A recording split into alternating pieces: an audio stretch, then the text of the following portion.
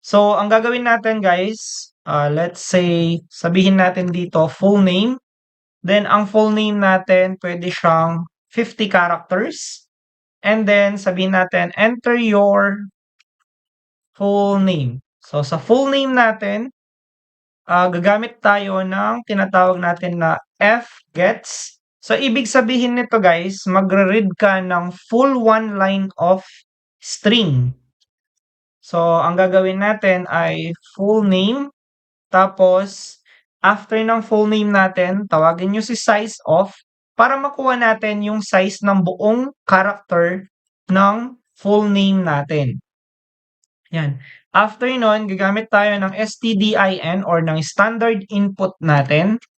Tapos, ang gagawin natin ngayon is, eto na pala, naka-print na yung hello natin and papalitan na lang natin siya ng full name. Yan. So, kapag ni-run natin siya ngayon,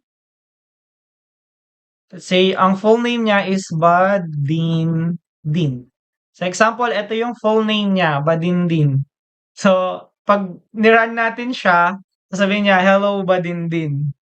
Okay? So, yan ang example of strings natin. Yung stdin natin, guys, is what we call standard input. So, ginagamit natin siya kapag nag-accept tayo ng fgets.